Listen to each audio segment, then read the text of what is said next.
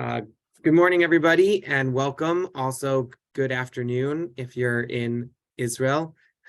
And it's a pleasure to be to gather this morning to engage with a very important topic that I know is on everybody's minds and in everybody's heart over the last weeks as we've watched the news coverage from the land of Israel, from the state of Israel, be filled with alarmism. Is it as alarming as it actually seems to be? Should we be, should our hearts be racing in the way that they are when we read these news reports? And what is our role as American Jews, as the American Jewish community, specifically as the Schenectady Jewish community? And I'd like to acknowledge and welcome the three institutions that are part of this event: the Schenectady JCC, Congregation Gates of Heaven, and Congregation Agudat Achim. And I'm thrilled that we have folks who are gathered from their connection to all of those institutions. We're joined this morning by Shira Efron. Shira Efron is the Diane and Guilford Glazer Foundation Director of Policy Research at the Israel Policy Forum. Previously, Shira was RAND Corporation's researcher and special advisor on Israel and a policy advisor to the Israel Policy Forum. Based in Israel, Efron serves concurrently as a senior fellow at the Institute for National Security Studies, a consultant with the United Nations country team in Jerusalem, advising on Gaza access issues, and co-chair of the subgroup on national security and regional cooperation of the President's Israeli Climate Change Forum.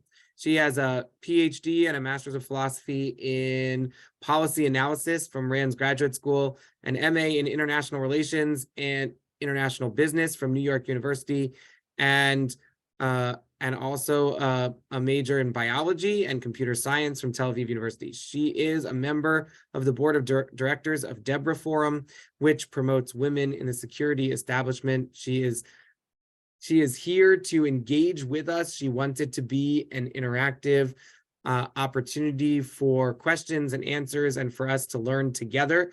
It was very nice to meet her briefly right before this began. And I'd just like to share, right before I turn it over to Shira, the structure of this is that Shira will present. If you'd like to ask a question, feel free to put the questions in the chat. And then after Shira presents for a time, Rabbi Matt Cutler of Congregation Gates of Heaven will be moderating a Q&A, which will start with the questions from the chat, and then will be opened up for more interaction. And I'm thrilled that Rabbi Cutler and the director of the JCCs of Albany and Schenectady, David Posner, is here. And I'd just like to thank the Congregation Agudat Achim Adult Education Committee, and especially Amy Posner, who planned and created this program. So without further ado, I'm going to turn it over to Shira to share with us on the topic this morning, which is Israel in this moment, a crisis of policy and politics. How are the latest political developments shaping Israel's future and the Israeli-Palestinian conflict? Thank you so much, Rabbi. I'm just going to apologize because I'm sitting in my home office and my three children are jumping on the trampoline like in front of me and trying to talk to me. So I'll just say, Levi, I'm on the phone. Okay, I'm on the phone. Very funny. So as I'm looking at my children, my three boys, who, may need to live here for the rest of their lives, although who knows at this point, and serve in the military. I really welcome this opportunity to engage with basically three co-sponsors of a discussion that I hope can be really a candid discussion. And frankly, and as I said, I told Rabbi Spitzer and Amy before, I think we're at this moment that as an Israeli citizen and resident I'm concerned about this country, but I think I'm acknowledging that this is really quite a quite a moment in the history of the state of Israel, right? At the 75th year, and it's something that is not does not relate only to Israel and to the people of Israel. It has to do with Israel. It has to do with Israel's friends in diaspora. It has to do with the Jewish community, and it goes to the very core principles or the vision that Israel Policy Forum has, which is which I'm sure you all share, which is for a secure Jewish democratic Israel. If you don't mind, I'm just going to tell my husband to take them somewhere else so that they don't interrupt me. Lev, I need you to go. The joys of being a parent is so exciting, isn't it? No, it's great. I actually, you know, I feel so, knock on wood, right? You feel so, you have to really appreciate those, right, the main things. They just are standing on the window in front of me. I'll just tell my husband to take them, otherwise I'm going to be very distracted. But I will say thank you for this opportunity. Please ask any question that you have. I welcome your thoughts also. I'm not sure I can provide all the answers, but I sure will try. I think that as we look into this, you know, sometimes it's just a choice of language, right? If you use the West Bank or use Judea and Samaria, right away, people can tell what you think about Israeli settlements. So it's just a choice of terminology. So we have people, the coalition obviously calls this judicial reform, legal reform. And then on the other hand, those opposing this the proposed changes, and I'll go into explaining what these changes mean, which really fundamentally will alter the character of this country, call them overhaul or even a judicial coup, and this is where we are. So I will use the latter terminology of a judicial coup or a reform. I think that you know, it's like talking to you, and every 5 minutes that I'm not on the news, we're missing something because there's a voting blitz in the Knesset, paving the way for parliamentary votes in the big plenary before the Knesset goes on recess. But what we are talking about is much bigger than the legal reform that we are discussing in the news. And I'm going to read to you I'm going to read to you a document that is I can't share, unfortunately. Although we will try. IPF has great resources, by the way, on the legislation tracker or where things are, and we're happy to share these with you. But I think you have the Association of Political Scientists in Israel that have tried to look at the coalition agreements and what's in the text of the coalition agreements. No one reads those agreements usually, but when you start reading them, you find really interesting things in terms of promises to different parties. And when you look at all the bills, the proposed bills, the draft bills that are on the Knesset's table at the moment, at the Knesset's desk at the moment, in addition to the legal reform, the proposed legal reform that you are hearing about, right? Whether it's the override clause that now was tabled for a later moment, and whether it's the independence of the you know, how we select judges, they are, listen to this. We're talking about from the day the Knesset was sworn. It's like a different universe. We're talking about the last 3 months, right? Until 20 days ago, so there have been more since then, until March 6th, there have been 124 draft laws that have been submitted. And if you look at them, and this is what's the interesting thing, it follows the blueprint of what happened in Hungary. Really, really interesting in terms of if you look at it. So I won't go into all the details, but we can. There are 51 proposed laws that will undermine the independence of the judicial system. 51. So you're hearing what we're all hearing is just the tip of the iceberg, right? Just the biggest ones. But even if they say, like Netanyahu says, okay, we will wait with those, they're still going to advance others. 51.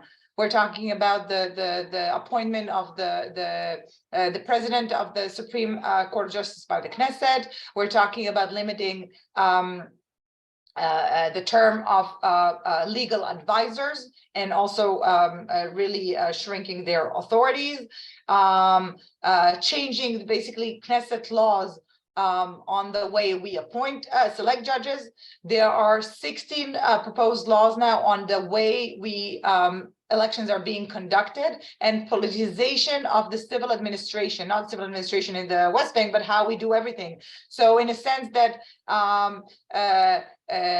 if there's a member of parliament, member of Knesset that violated one of their election promises, which I mean, you know, politicians, they all violate their election promises, right? That's the MO. The Knesset can just like fire them. So this is one thing. All appointments of political appointments in the government company, what they call government companies. So think about like El Al, okay, and other companies like that you know would have political appointments. 25 bills of hurting human and civil rights, with tracking every protester that would be in a protest holding a Palestine flag would be this is enough of a reason to send them to prison. I mean, it goes on and on and on, hurting women's rights, LGBT, minorities, religious, encroaching on religious freedom. This is 21 bills, and then 11 ones on hurting the independence of the media, the academia, culture, and the arts. So this really goes to the fundamentals of being a democracy, right? And this is something that it's very, very hard to stomach, because you know Israel, and it's not a democracy in the sense like the United States has, but it is a vibrant democracy in Israeli style, and those proposed laws are, if they pass, or even a fraction of them pass, they really would change the character of this country. And unfortunately, we're seeing legislation blitz. There are the bigger things we're all focusing on, but also the smaller things matter. I'll just say a couple of sentences about what we're talking about now. This is not happening in a vacuum. It's happening at a time where we have escalation of violence in the West Bank. You're probably following. 2000 last year was the deadliest year for Israelis and Palestinians since the second Intifada, and 2023 starting. We're only in the first 3 months, but it's proving to be just a continuation of the previous one. Ramadan just started. We're entering Pesach. There's Yom Yerushalayim. This is like always a tense period, and now it can be even more tense. Normalization agreements with Arab countries. You know, Netanyahu went into office saying Saudi Arabia is next one. Not only Saudi Arabia is not next one, we're seeing that all the events, public events that were scheduled with the United Arab Emirates, with Bahrain, are being canceled. There was supposed to be a ministerial meeting for the Negev Forum, a coalition of 6 regional governments and the US.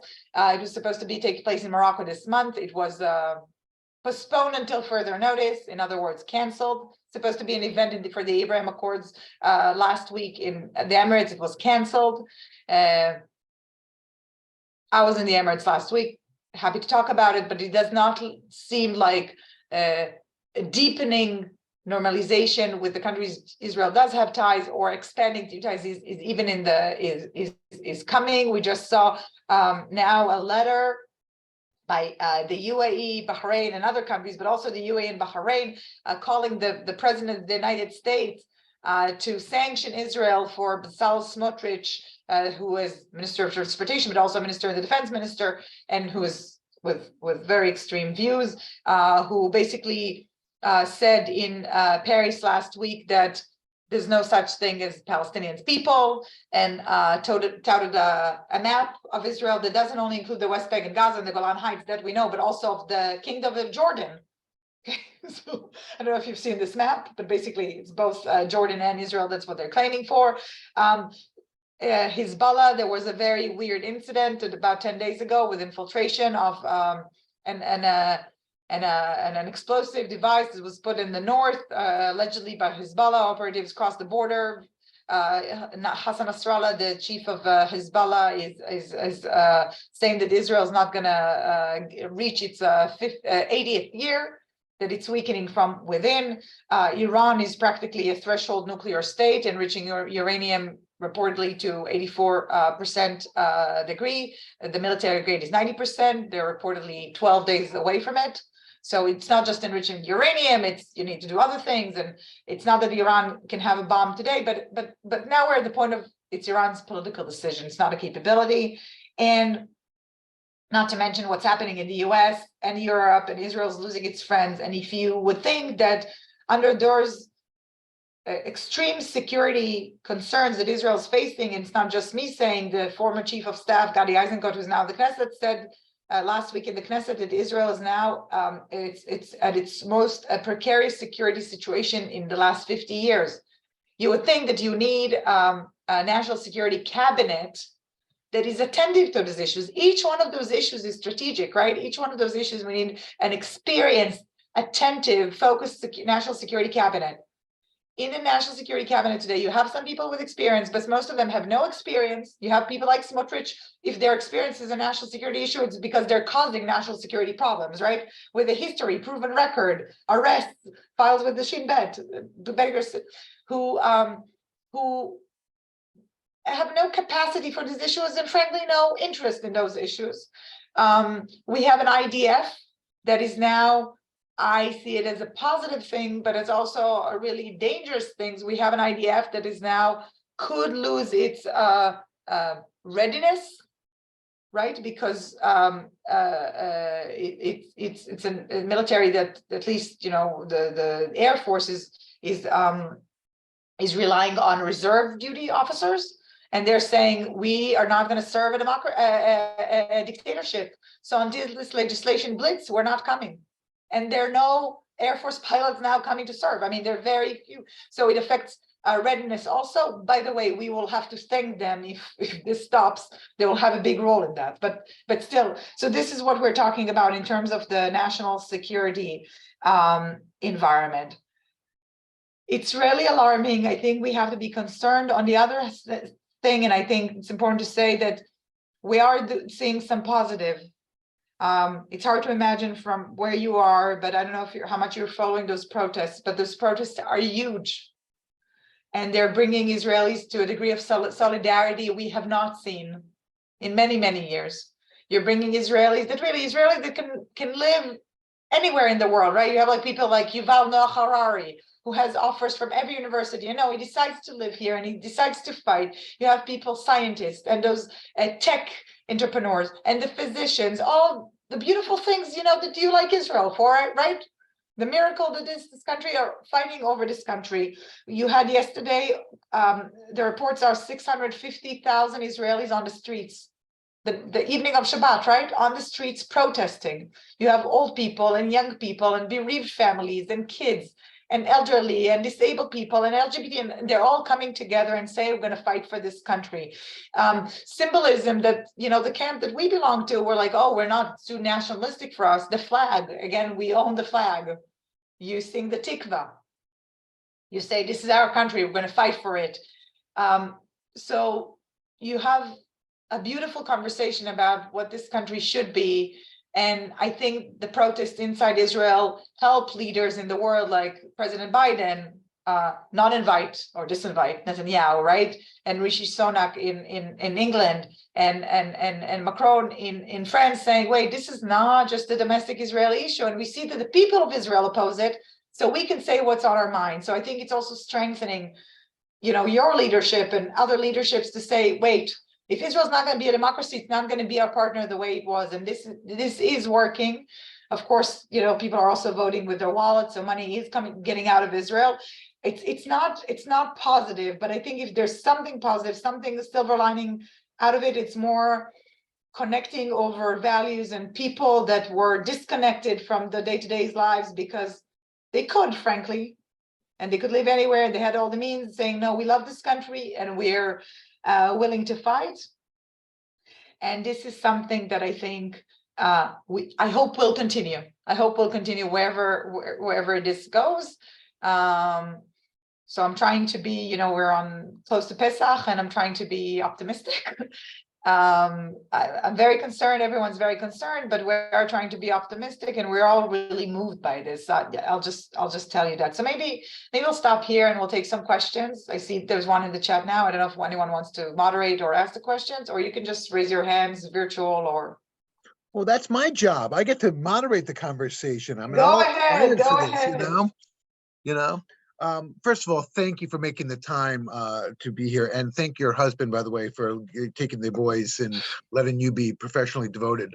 The first thing is, you mentioned this is not just a domestic issue. This is an international issue. Uh, I'm still baffled by the motivation of Netanyahu and his parties to do all these reforms. What is it at the heart of what they're pushing back against? I was wondering if you could take a second to explain that, and then I'm going to get to Ed's question.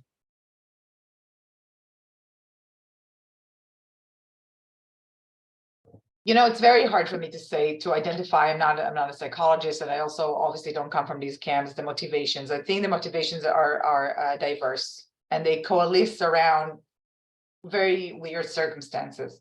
Netanyahu himself, he has a court case. He doesn't want to go to prison. He doesn't want to go to prison, and he needs some legislation amendments to help him get away from prison. If you ask me, and again, I don't know this, I have not spoken to the prime minister about it, but if you offered Netanyahu now not pardon, because he doesn't want pardon, if you offered him exoneration, if the Israeli court system said, well, hey, prime minister, you know what, this was all just a bad mistake, we're going to apologize and go, I think he will do without all this. He himself, we have many places on the record where he says that Israel's judicial independence is the most important thing. Okay. By the way, it also protects Israeli reserve soldiers and all these allowed pilots, right? It protects them from the International Criminal Court in Hague. So having a strong judicial court is a buffer. So I think Netanyahu himself, it's his court case.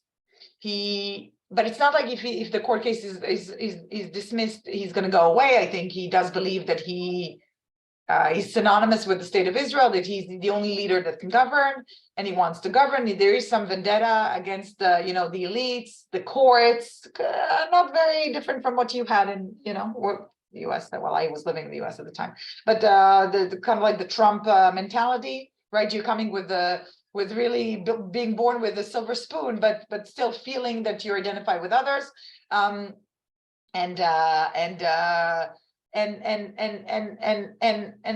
representing this coalition of sort of the others, not the elites, not the legal system that dare to indict him. So this is on Netanyahu. Smotrich himself and his folks, and I don't know how much. I'll get to the idea. Smotrich himself is interesting. We for IPF.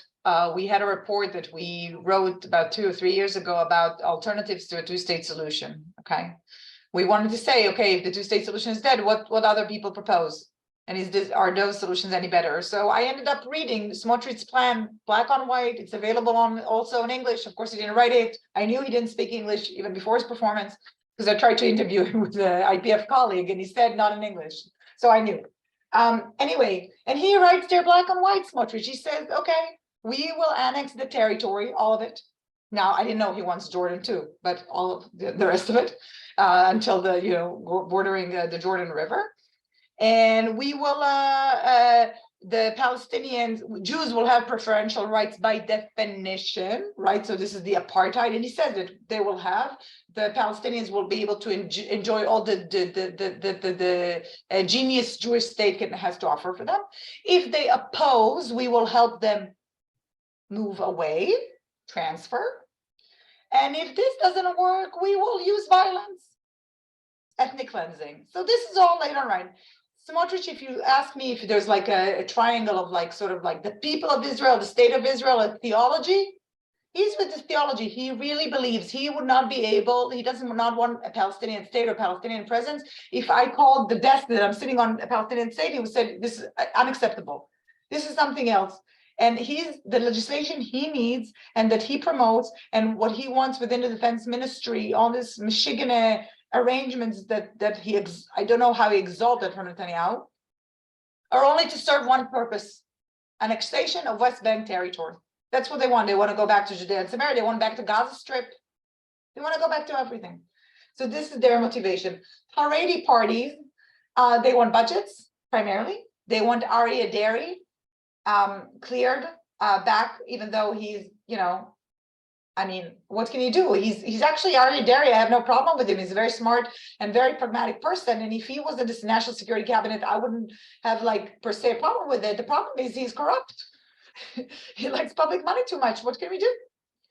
So this is their motivation, and there are all different others, right? There's Avi Maoz, LGBT, Itamar Ben-Gvir, who just hates Arabs, and he's really a provocateur.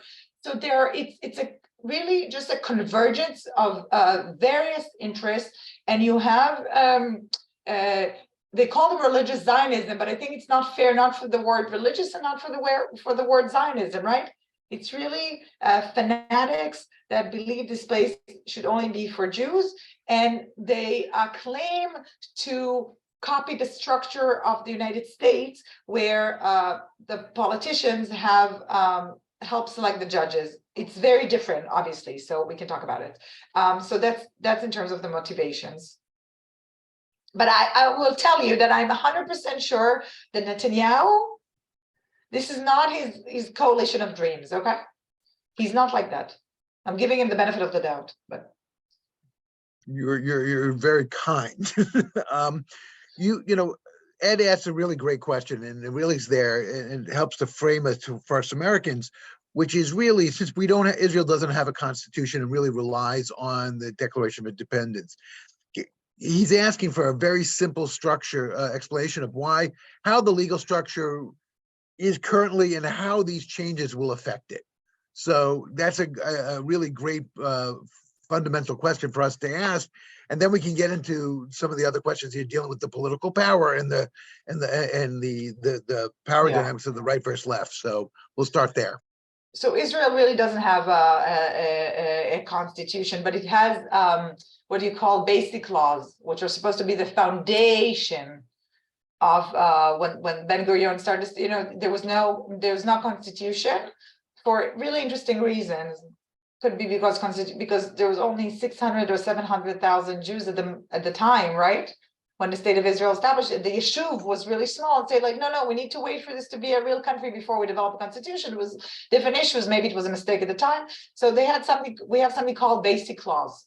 And the basic laws are really the guiding principles. They're the building blocks of a constitution. But this is where the interpretation goes along different laws. What some of the changes proposed now are changes to the way we enact basic laws, how we cancel basic laws. So think about what you need to do to amend the Constitution. So here, to change now one of the laws being discussed at the moment is that the coalition will have a majority in terms of selecting judges. So they want to pass it as a basic law. They need a majority of 61. Okay, this is not a special majority. I mean, if not everyone is president of the Knesset, but this is a special majority. So these are the guiding principles. I think what the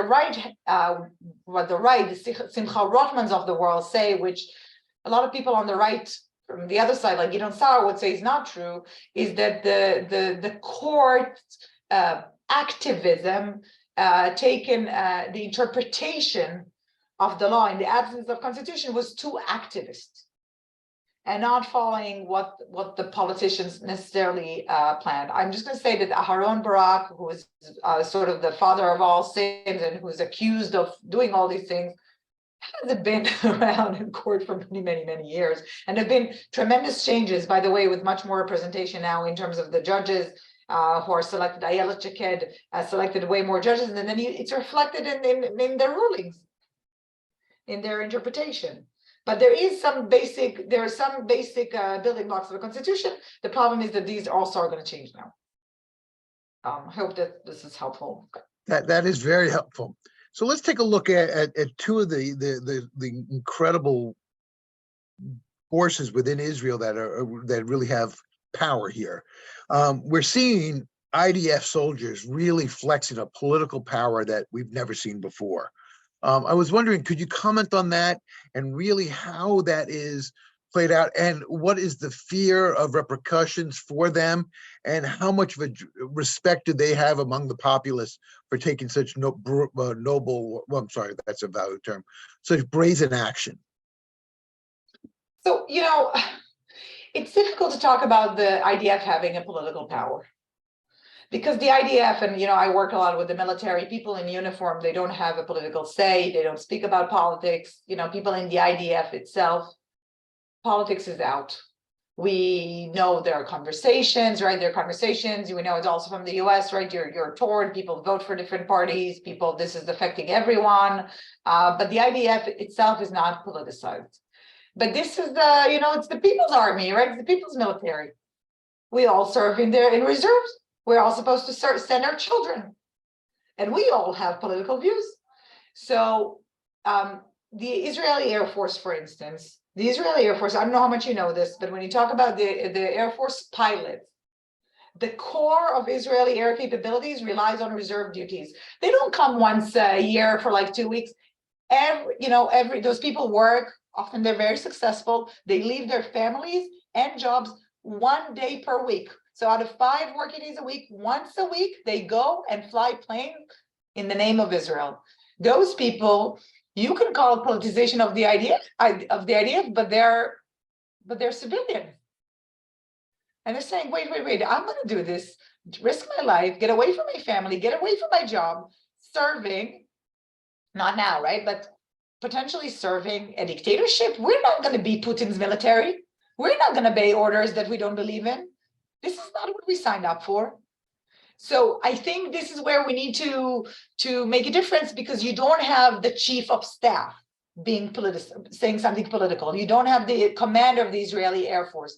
It's just it's the reserve duty. And what can you do that this country to function and have really good people, military? You need to rely on volunteers that serve in reserve. And there are people, and they have a lot of power, because first of all, in terms of the Israeli Defense Forces, if Israel doesn't have a strong air force, we're in trouble.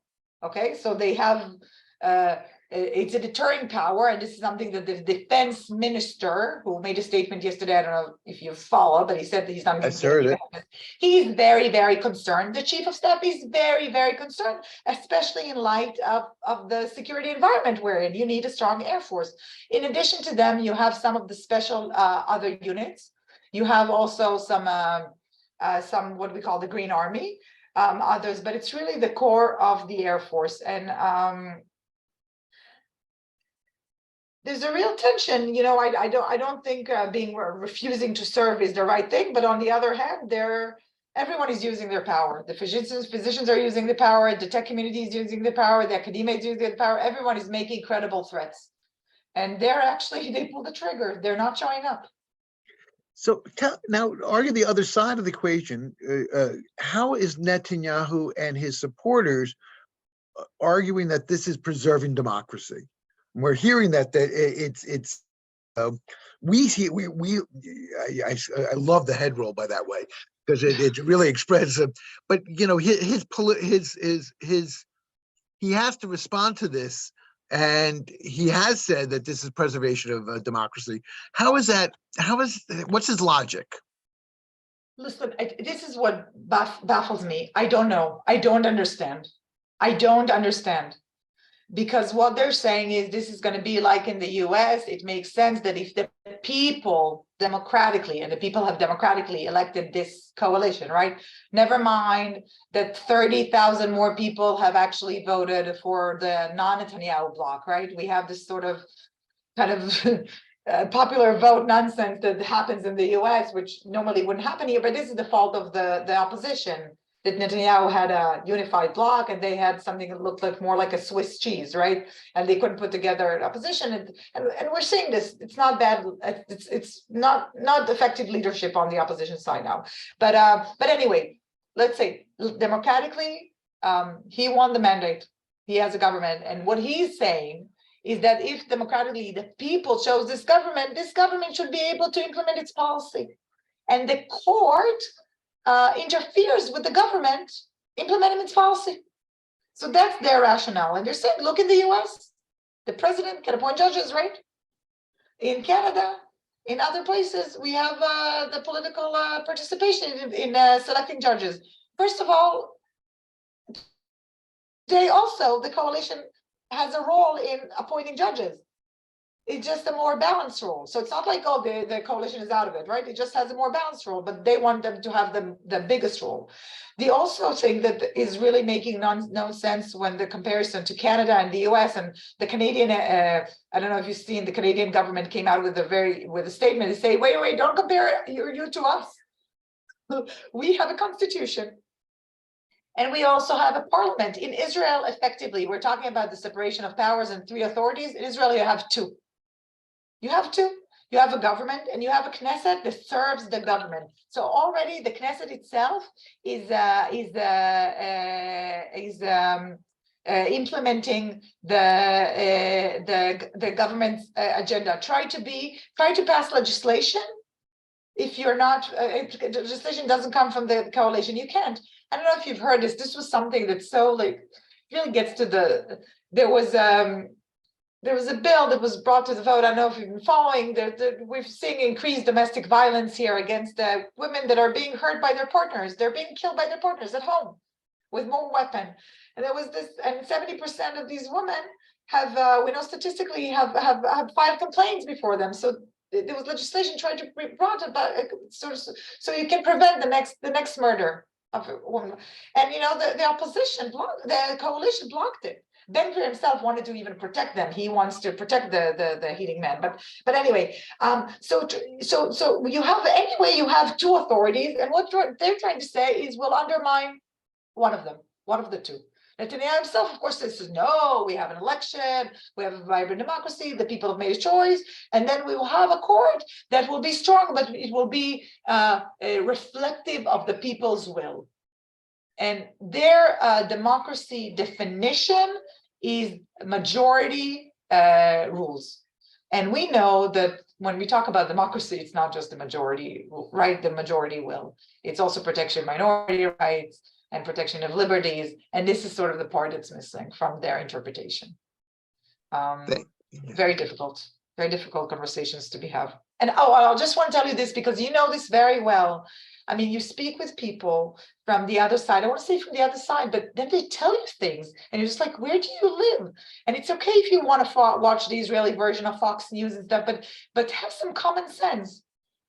We talk to them about violence and protests, violence against my children, and they say, oh, during the disengagements in Gaza, there were arrests of 13-year-old girls. And I'm saying there was an arrest of 1 girl. They say, no, they arrested 600. They didn't arrest 600. A bus of students who were young students was not allowed to pass. So it was pulled over. So they are like, oh, they're arrested. 600 girls were arrested. It's all nonsense. But they all live in this, we all live in our echo chambers and they're getting wrong information. By the way, it will also hurt them. Think if one day this legislation passes and miraculously there's a change in government, because they also, the way it looks now, that if this passes, there will never be another government in Israel. But if this passes, there'll be another government, it can hurt them. It could totally backfire. Wonderful. Thank you for that answer. Very much so. Rabbi Spitzer, I'm going to let you ask your own question instead of me putting you trying to read yours. So Rafi, let me invite you on mute and kind of ask your question. Well, he might be busy with doing 12 things. No. There he is. The question that I asked about, both of my questions, both are sort of speaking to the right wing is claiming, or it seems like the right wing is claiming that this isn't really about the loss of democracy, it's really about loss of control of the government. And like, I'm just an amateur student of Israeli. I'm not an expert like you are. Like, it does seem like ever since the Begin's Cherut party beat labor in there's been a slow decline of the political power of the left that can be really very clearly shown with a couple of moments where the left sort of had a resurgence. And at this point, when we talk about Israeli politics, it's the center and the right. The left is just, and then that all of these protests seem to be like a left-wing leftist protest. And I'm just wondering, like, is this like based on sort of a loss of sense of identity or control of government? Do they feel like they don't have a place in the current Israel? Like, is it so? That's what I've been hearing, and I just is there any truth to that? I mean, come on.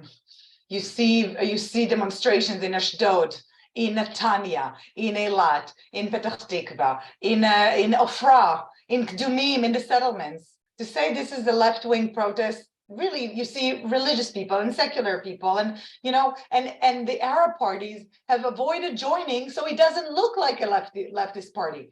A leftist, and there are discussions within the groups. Should we talk about the occupation or should we not talk about the occupation? Because if we talk about the occupation, this would look like a leftist protest. So they can say it's the left losing their hold of power, and that's why they're frustrated and they're going to the streets. But I can tell you, the left has not been in power for many, many, many years. Okay, we're talking about like Rabin, Barak. Who was left? What are we talking about? The left is used not to having power. What did you had a Meretz in labor with two very small parties in the last government with Naftali Bennett, who was not a left-wing government. Naftali Bennett is of the right, Smotrich was his partner, Gideon Sa'ar is of the right, they're more right to Netanyahu.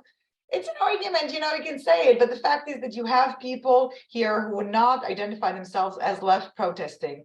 These are people that are really concerned about the characteristic of this country. And listen, I don't know, right? It's uncharted territory. We have no idea. We have no idea what's going to happen. When it started, no one believed it. And look at these protests. The fact is that they're working. It's really frustrating to people, but those are trying to pass it, because otherwise this would all pass. It passed in Poland, it passed in Hungary, and there are ways to do this. But you don't change. If this changes in ways that there will never be another type of government again, right? Because they will disqualify the Arab parties. They will find other ways to disqualify other parties, and that's it. It's the end. I don't think it's about the left. I don't think that and by the way, you need to hear, I think this is also something that's very easy to say, right? Gallant said something about this cannot go on, and immediately you have people from his party, from the Likud, saying, oh, we need to fire him, he's a captive of the left. Everyone that says something against something that they want to do is automatically described as the left. Nadav Argaman, I don't know if you can watch it, if there's subtitles, but he gave an interview in Uvda. Nadav Argaman just retired recently, about a year ago, as being the chief of the Shin Bet. He's a very hawkish person, very hawkish. It's funny because the journalist asked him, he was like, oh, they will say that you, like the others, you became a gatekeeper, you got a position, you turned into a leftist. And he started laughing, because he said, like, anyone that knows me would never call me a leftist.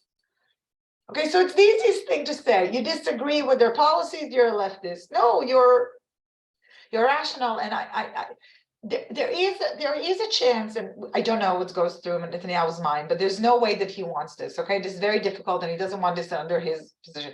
There is a chance that they will be able to pass this smaller version of what they said they will pass initially, but this smaller version would let them give them the majority in selecting the judges, and then the court will say that this is not legal.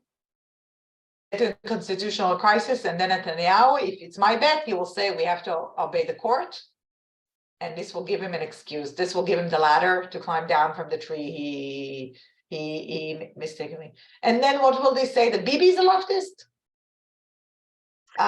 So we have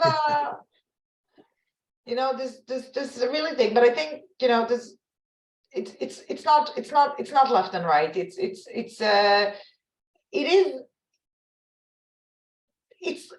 identity politics, though. It's exactly taking the stuff that you know from the US. If you are if you think that Trump is good or that Trumpism is good, whatever he says, right? And Trump himself said it. He said, I can walk down New York, I can do whatever I want. and they will continue to vote for me. And this is the same here. There are people here that will say, no matter what, we believe Bibi and we go with them because that's what we chose and we believe them. They don't even try to see. So in that regard, you can say it's more left and right, but look at the polls. You have Likud voters that are on, most of the Likud voters are unhappy with this legislation. We'll all set to go to the ER. Okay, thank you. You're welcome. Okay, so I'm going to ask a two-part question. One is being very clear is, we in the diaspora are Chovav Zion. We're supporters, we're lovers of Israel to most, and I have to tell you from my perspective that is waning, and very much so. My question for you is two-part. One is what kind of effect will this have on diaspora Israeli relations? And second, you're speaking to a group of non-Orthodox Jews in upstate New York. What's your charge to us? What should we be doing? I mean, thank goodness you're Chovav Zion, right? Like if you believe, and I think many people here in Israel believe that the relationship with Jewish diaspora, primarily in the US, is one of the assets that Israel has. It's one of the pillars of strength, and we better not lose it. There's a real danger. You all seem to know Israel. I'm sure you visited. With the younger generation, this is not the case. Israel is losing its, the support for Israel is on the decline. Yeah, primarily with Democrats, but we're also seeing, with evangelists, it's not as clear cut as people are trying to portray this and looking at the numbers. And most Jews, what can you do? Most Jews in the US are with the Democratic Party, to the extent that this is just going to deepen the divide, right? It's going to make, if this passes, it's going to just deepen the divide. It'd be very difficult for young Jewish Americans to relate to Israel because there's not even going to be a pretense, right? Sometimes people tell me in Israel, oh, what shared values? We know there's really no shared values. And I try to tell them, the Americans need to feel that there's shared values. Forget what you Israelis, the US needs to feel that their shared values to maintain a special relationship. Jews in the diaspora need to feel their shared values. But if we remove the mask over the shared values, it's going to be very difficult to maintain this relationship and this closeness, which anyway is in the decline. I am hoping, and I don't know if it's happening or not, but I am hoping that are on campuses, and I have a Hillel thing later this week, and so we'll see. But what I'm really hoping is that we will see that with those protests and hearing other voices from Israel and on social media and voices, this is an opportunity to connect young Americans to Israel. That young Americans will say, wait, Israel is not just Netanyahu and NSO and not letting women pray at the Kotel, right? Israel's not just that. There are young people there that want what we want here and talk about the values that we have. I don't know if it's going to happen. I don't know how much the protest movement will be maintained here. I don't know if it's going to lead to what people are maybe here are overtly optimistic, say this is an opportunity. We're going to fight all the way to the end. We're going to demand a constitution. I don't know. I don't see this happening with this government. But who knows, right? If this is sustained, maybe this is the silver lining. Maybe we can say, no, this is the way we bring those that have left the camp, those that are away. But if this passes, it'll be very difficult. And I'll share, Avi can share with your group, or I can share it. If you look at Israel and really the stuff that is, there are people, there are incredible people in this country, right? There are incredible people in this country. And all those that you hear about. But Dan Ben David, I don't know if you know him, Professor Dan Ben David of Tel Aviv University. He's American originally. And anyway, he's a great economist, just an economist, nonpartisan. He did this analysis, the period and time of Israel in English, which I'll share with you. Anyway, he goes and talks about the pockets of excellence in this country. He talks about the tech sector and the academia and the physicians, right? Israel has a good healthcare system. And he's saying overall, if you look at the country, we're talking about 400,000 people that are carrying this country. 400,000 people. And if they move away, not all of them, it's enough that 30,000 people move away. We're going to lose the benefits of this country. And this is something that can also happen when you think about how it will affect your relationship. Who's going to stay here? If you look at Turkey, if you look at Poland, if you look at Hungary, right? If you can, and I hope we're not going to get there, but if it's this, Israel is going to go down this path, the people that can leave will leave. And I can't tell you how many of our friends are making preparations already. Even in my house, we just moved back 3 years ago. We were gonna buy it, I'm making this personal, we were gonna buy a house. 3 months ago, we put an offer, my husband pulled it, he said, no way, I know you wanna stay for your parents, in 2 years, we're making an assessment. People will live. So this will affect, your connections, I'm sure some of you have families also in Israel, I don't know what the conversation there is like. It's not a false alarm, let's say. Well, it's interesting. On Friday, the Reform Movement ARTSA basically asked us to contact, starting on Monday, the Israeli consulate in New York City, who, by the way, the Israeli consulate has been recalled because of his disagreement on this issue, and really to let the Israeli consulate mark record that we have real concerns and real disappointment in this. So that's just one of the things there. I'm going to actually let my friend Jerry Magnus ask the last question, if you would, because Jerry has been writing extensively on this on our chat line, but also talking extensively. So Jerry, I'm going to let you bring it home by the last question. And Shira, on behalf of all of us, I want to thank you for your time and your energy, for the work you're doing in Israel and taking the time and spending and educating us. So Jerry, go for it. Maybe one thing that hasn't been raised, Shira, which maybe you could comment on, is the role of the current Supreme Court of Israel and the position they've taken on the proposed changes and on some of Netanyahu's actions, and what we're facing if the Knesset proceeds to pass some of this legislation and the Supreme Court overrules it. No, that's a great point. I think it's interesting what we're seeing here. It's kind of like the Ruth Bader Ginsburg phenomena. We have two women, two legal experts who are the heroes of the day here. One is Esther Hayut, who's the head of, the head of the Supreme Court, but the seniority approach. And the second one is the AG Gali Beharav Miara. And they're taking the toughest stance of everyone. They see themselves as the gatekeepers. What we have, and Jerry, you're probably following this, what they're saying is, first of all, Netanyahu, there's a court case pending. So he's in a situation of conflict of interest. He's not supposed to deal with this legislation. You can say it's smart, you can say it's not smart, you can say, oh, if he will be able to be involved, it's very convenient for him to throw this on the others. But they're basically saying, no, there's a conflict of interest here. They're also saying that they're basically saying that the new legislation is not what you would say unconstitutional. We don't have a constitution, but not legal, right? Does not align with the legal principles of Israel. So they're taking a very, very tough stance. They're the first ones that this coalition wants to get rid of. If you look at also one of the ideas that the coalition will be able to select 2 judges, and one of the ideas that they will replace immediately Esther Hayut and Anat Boone, another one who's more of a considered more of a liberal, to get rid of them. And in terms of Gali Beharav Miara, Ben Gvir is constantly calling to fire her. And weakening the position, right? Saying like it's they're in English you would say it's the AG, but in Israel we call them the legal advisor. So they use the same. So they need to advise. They have no authorities. They have an advice which is not binding. We can take it. We can respect their advice. We heard you. Move on. So that's their approach. There were a lot of speculation whether. They will resign stuff, but I think they really believe that they're holding the fort of Israel democracy, and if they go, they will appoint one of their own people, which will happen.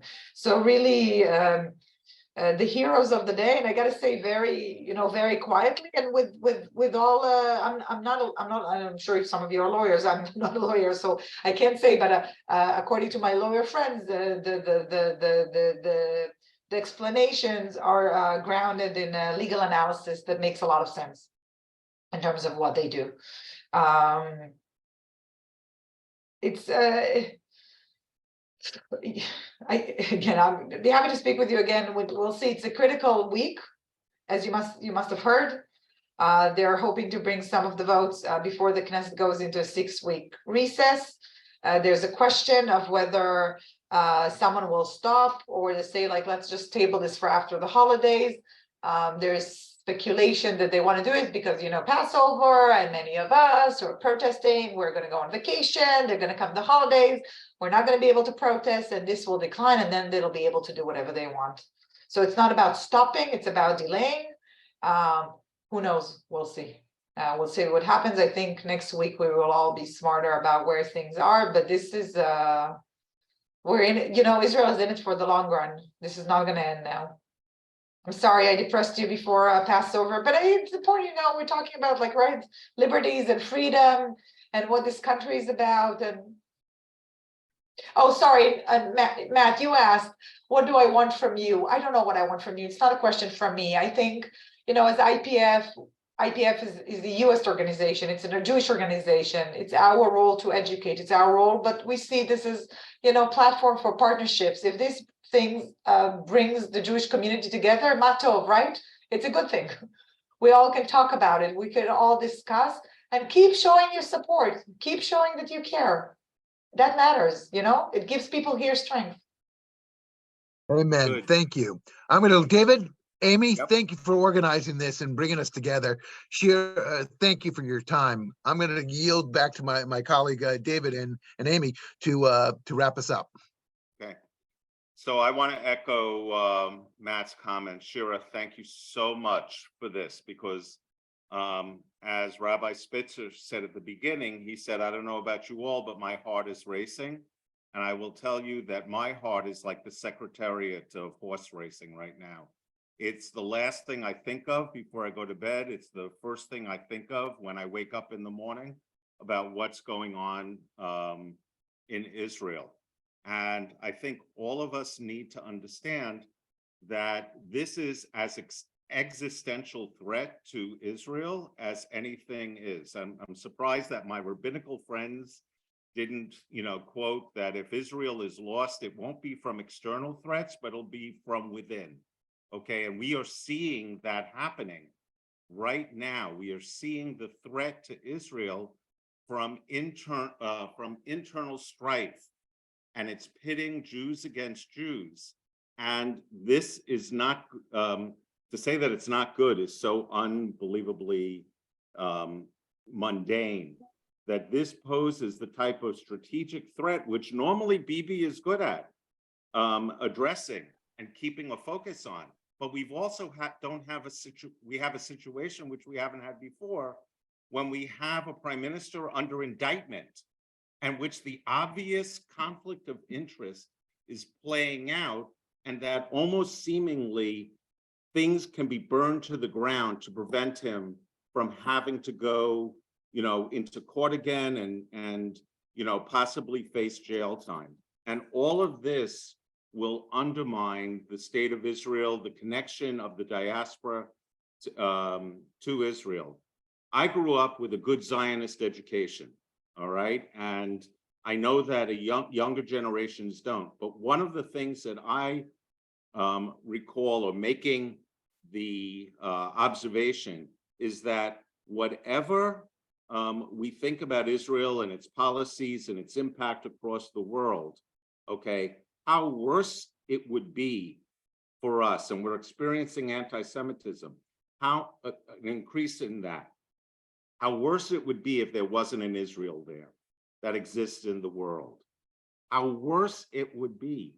And I think that younger generation doesn't understand it because they weren't raised with the same Chovevei Tzion that I think all of us were, but it would be worse.